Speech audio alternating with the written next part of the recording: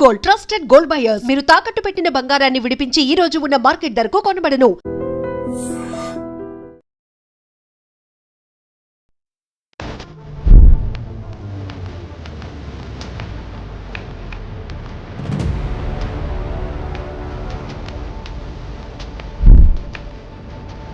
నమస్తే, welcome to I dream.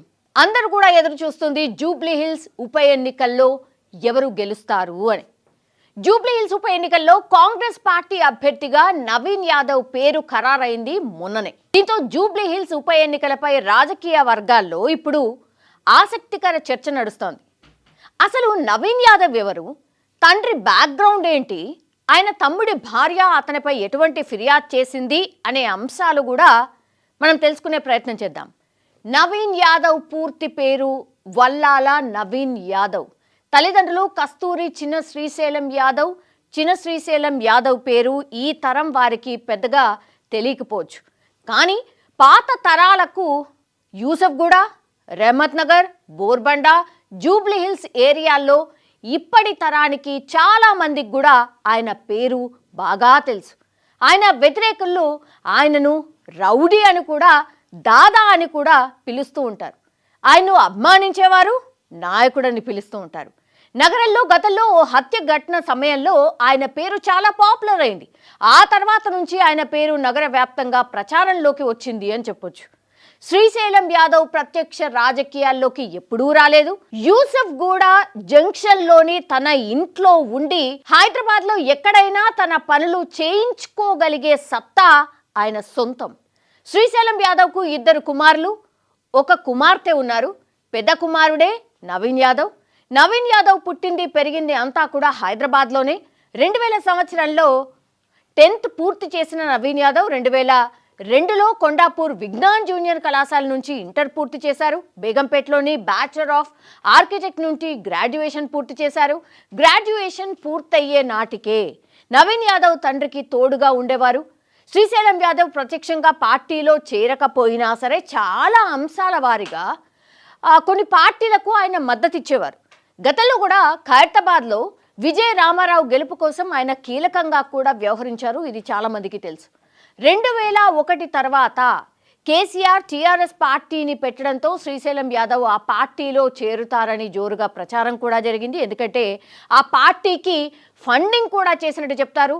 అట్లాగే కేసీఆర్ ఫ్యామిలీకి కూడా చాలా కావాల్సిన వాడు, ఎందుకంటే వాళ్ళ కుటుంబ సభ్యులకు కూడా వ్యవహరించాడు అన్న మాట చెప్తారు.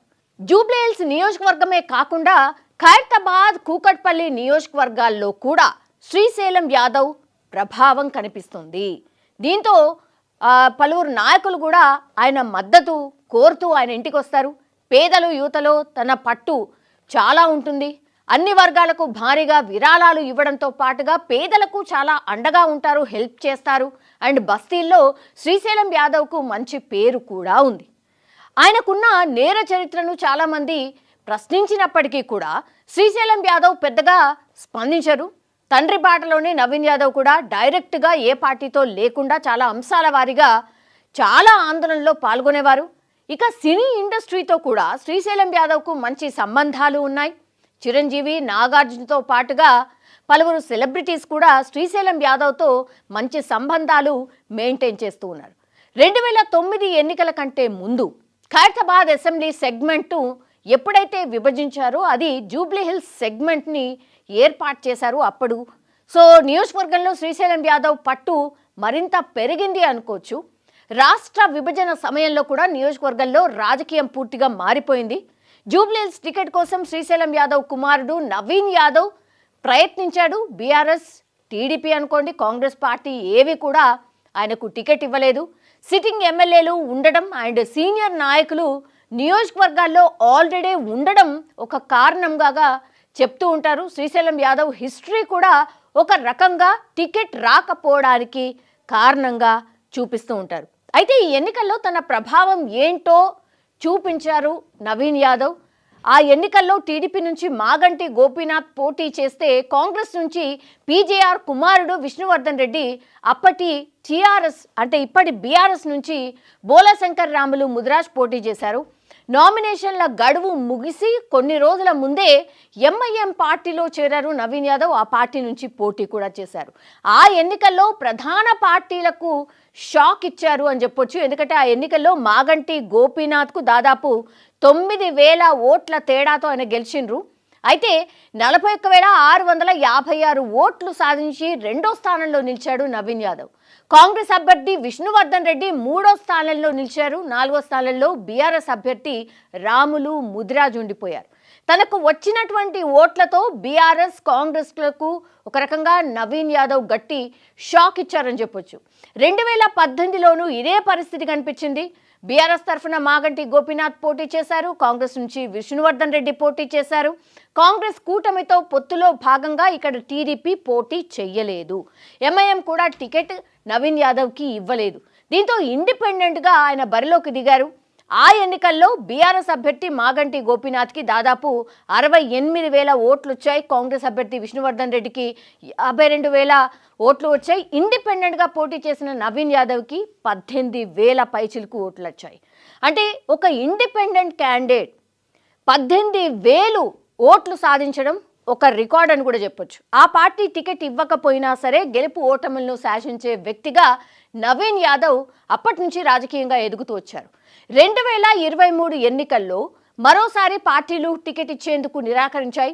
నవీన్ యాదవ్ ఇండిపెండెంట్గా పోటీ చేద్దామని భావించినప్పటికీ కూడా కాంగ్రెస్ పార్టీకి సంబంధించిన నాయకులు నవీన్ యాదవ్కి టికెట్ ఇవ్వకపోయినా పార్టీలో జాయిన్ అవ్వు, స్ట్రెంథన్ అవ్వు అన్నటువంటి మాట చెప్పారు. కాబట్టి నవీన్ యాదవ్ పార్టీలో చేరి ఆ తర్వాత కాంగ్రెస్ పార్టీ కోసం వర్క్ చేశారు. బీఆర్ఎస్ తీవ్రంగా ప్రయత్నించింది ఆయనను వాళ్ళ పార్టీలోకి లాక్కోవడానికి అనే మాట కూడా చెప్తూ ఉంటారు. అయితే పాత కేసుల్లో శ్రీశైలం యాదవ్ను బీఆర్ఎస్ ప్రభుత్వం వేధించింది కాబట్టి ఆ పార్టీలో చేరేందుకు ఈ కుటుంబం నిరాకరించింది.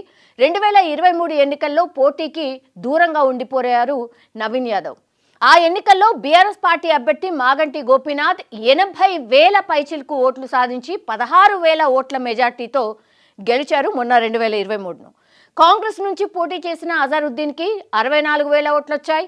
బీజేపీ అభ్యర్థి లంకాల దీపక్ రెడ్డికి 25,000 ఓట్లు వచ్చాయి. ఈ సెగ్మెంట్లో బీజేపీకి అన్ని ఓట్లు రావడం కూడా ఇదే మొదటిసారి అని కూడా చెప్పొచ్చు. కొన్నాళ్ల క్రితమే నవీన్ యాదవ్ బీజేపీలో చేరతారన్న ప్రచారం కూడా జరిగింది. బీజేపీ రాష్ట్ర అధ్యక్షుడిగా ఉన్న కిషన్ రెడ్డితో శ్రీశైలం యాదవ్ దాదాపు 40 నిమిషాల పాటు భేటీ కూడా అయ్యారు. కానీ బీజేపీలో చేరలేదు శ్రీశైలం యాదవ్. కేవలం మర్యాదపూర్వకంగానే తాము కలిసినట్టుగా చెప్పిన పరిస్థితి. తమ ఇంటికి ఎవరు వచ్చినా అతిథిగా మర్యాద చేస్తామని, పార్టీలో చేరేందుకు కాదని ఆనాడు చెప్పారు. ఆ తర్వాత కాలంలో నవీన్ యాదవ్ కాంగ్రెస్ పార్టీలో చేరారు. అప్పటికే సామాజిక సేవ కార్యక్రమాలు ఆయన స్టార్ట్ చేసి ఉన్నారు. యూత్కి బాగా దగ్గరయ్యారు. మైనార్టీ వర్గాల మద్దతు కూడా ఆయనకుంది. నిత్యం ప్రజలతో అందుబాటులో ఉండే వ్యక్తిగా పేరు తెచ్చుకున్నారు. నవయువ నిర్మాణ్ అనే స్వచ్ఛంద సంస్థను ఆయన స్థాపించి కార్యక్రమాలు చేస్తూ ఉన్నారు. గతంలో ఆ సంస్థ నిర్వహించినటువంటి సామూహిక శ్రీమంత కార్యక్రమం కూడా ఇండియన్ బుక్ ఆఫ్ రికార్డ్ కూడా నెలకొల్పింది. ఈ కార్యక్రమానికి అనూహ్య స్పందన కూడా వచ్చింది. కోవిడ్ సమయంలో ఎస్పెషల్లీ ఆ సంస్థ ద్వారా వేలాది మందికి నిత్యావసరాలు అందాయి. ఈ సంస్థ ద్వారా నిర్వహించే కార్యక్రమాలు పార్టీలకు అతీతంగా నిర్వహించడంతో ప్రజలకు మరింత దగ్గరయ్యారు నవీన్ యాదవ్ వాళ్ళ కుటుంబం అని చెప్పొచ్చు. ఓవైపు పార్టీ కార్యక్రమాలకు హాజరవుతూనే తన స్వచ్ఛంద సంస్థ ద్వారా సేవా కార్యక్రమాలు నిర్వహించేవారు. వివాదాలకు చాలా దూరంగా ఉంటారు. 2028 ఎన్నికల్లో జూబ్లీ హిల్స్ లో కాంగ్రెస్ టికెట్ నవీన్ యాదవ్కే ఇస్తారని జోరుగా ప్రచారం అయితే నడిచింది. అయితే మనకు తెలుసు Jubilee hills MLA Maganti Gopinath అకాల మరణం చెందారు కాబట్టి ఉప ఎన్నికలు వచ్చేసాయి. ఈ ఉప ఎన్నికల్లో బీఆర్ఎస్ పార్టీ మాగంటి గోపీనాథ్ భార్య సునీతకు టికెట్ ఇచ్చింది. తాజాగా కాంగ్రెస్ పార్టీ నవీన్ యాదవ్ను అభ్యర్థిగా నిలిపింది. దీంతో నవీన్ యాదవ్ అభిమానులు నియోజకవర్గ వ్యాప్తంగా సంబరాలు చేసుకున్నారు. ఇక నియోజకవర్గంలోని ఓట్ల పరిస్థితి ఒక్కసారి చూస్తే 2,04,000 పురుష ఓటర్లు ఉన్నారు. అండ్ ఆ తర్వాత 2,08,000 మహిళా ఓటర్లు ఉన్నారు. ఈ ఎన్నికల్లో ఎవరు గెలిచినా సరే ఒక సంచలనమే కాబోతోంది. ఒకవేళ బీఆర్ఎస్ పార్టీ గెలిస్తే సంచలనమే కావడం కాదు, రేవంత్ సర్కార్కి కొత్త తలనొప్పులు మొదలవుతాయి. నవీన్ యాదవ్ గెలిస్తే రానున్న కాలంలో బీఆర్ఎస్కు నియోజకవర్గంలో గడ్డు కాలం మొదలైనట్టే అని రాజకీయ వర్గాలు భావిస్తున్నాయి. అయితే ఈ ఎన్నికల్లో మైనార్టీ ఓట్లు గెలుపు ఓటములను నిర్ణయించే పరిస్థితి ఉంది కాబట్టి ఆ ఓట్లు ఎవరి వైపు ఉంటే వారే విజేతగా నిలుస్తారని చెప్పొచ్చు. నవీన్ యాదవ్ ఆస్తుల విషయానికి ఒకసారి వస్తే గనక 2014లో ఎన్నికల సంఘానికి సమర్పించిన అఫిడవిట్లో నవీన్ యాదవ్కి 12 కోట్ల రూపాయల ఆస్తులున్నాయి. అప్పులున్న కోట్ల వరకు మాత్రమే ఉన్నాయని చెప్పారు. 2014 నాటి ఆస్తుల వివరాలు చూస్తే ఆయన ఆస్తుల విలువ దాదాపు 50 కోట్లకు పైగా ఉంటుందని ఒక అంచనా. మరికొందరు మాత్రం గతంలో శ్రీశైలం యాదవ్ హయాంలోనే చాలా భూములు వారికి ఉండేవి, ఇప్పుడు వాటి విలువ 100 కోట్లలో ఉంటుందని కూడా చెప్తున్నారు. సో అధికారికంగా అయితే 2014లో ఆయన ఆస్తుల విలువ 12 కోట్లు. ప్రొఫెషన్ పరంగా నవీన్ యాదవ్ ఆర్కిటెక్ట్ కాగా రియల్ ఎస్టేట్ వ్యాపారం ప్రధాన ఆదాయం వాళ్ళకి. నవీన్ యాదవ్ ఫ్యామిలీ విషయానికి వస్తే శ్రీశైలం యాదవ్కి ఇటు నవీన్ యాదవ్కి అన్ని పార్టీలోనూ బంధువులు ఉన్నారు. బీఆర్ఎస్ నేత మాజీ మంత్రి తలసాని శ్రీనివాస్ యాదవ్ తమ్ముడి కుమార్తె వర్ష యాదవ్ను నవీన్ యాదవ్ వివాహం చేసుకున్నారు.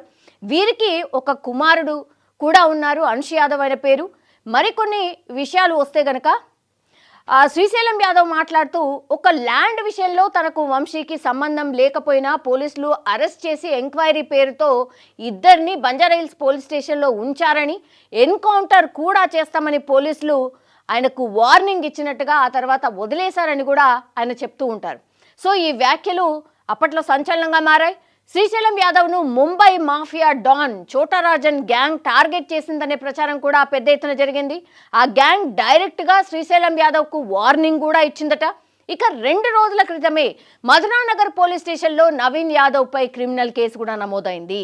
ఎన్నికల కోడ్ అమల్లో ఉండగా నవీన్ యాదవ్ ఓటర్ కార్డులను పంపిణీ చేయడంలో భాగంగా ఎన్నికల సంఘం ఫిర్యాదు మేరకు ఈ కేసు కూడా ఆయన మీద ఫైల్ అయింది. నవీన్ యాదవ్పై ఆయన తమ్ముడు వెంకట్ యాదవ్ భార్య కాంగ్రెస్ పార్టీ రాష్ట్ర ఇన్ఛార్జ్ మీనాక్షి నటరాజన్కు ఫిర్యాదు చేసినట్టు బీఆర్ఎస్ వర్గాలు సోషల్ మీడియాలో పెద్ద ఎత్తున ప్రచారం చేసింది. తనను నవీన్ యాదవ్ వెంకట్ యాదవ్లు చిత్రహింసలకు గురి చేస్తున్నారని ఆ ఫిర్యాదులో పేర్కొన్నారట. నిజంగా ఫిర్యాదు చేశారా లేక ప్రత్యర్థి పార్టీ చేస్తున్న ఇదొక ఫేక్ ప్రచారమా అనేది ఇంకా కూడా తేలాల్సి ఉంది. ఓసారి నటుడు అలీపై కూడా ఫైనాన్స్ వాళ్ళు దాడి చేయబోతే శ్రీశైలం యాదవ్ ఫోన్ చేశాడని, క్షణాల్లో ఆయనకు సాయం అందిందని కూడా చెప్తూ ఉంటారు. మొత్తం మీద అయితే 2 సార్లు పోటీ చేసి ఓడిపోయినా నిరాశ చెందకుండా ప్రజలతోనే ఉంటూ ప్రజాభిమానాన్ని సంపాదించుకున్నారు నవీన్ యాదవ్. అందుకే ఈసారి కాంగ్రెస్ టికెట్ దక్కిందని కూడా చెప్తున్నారు.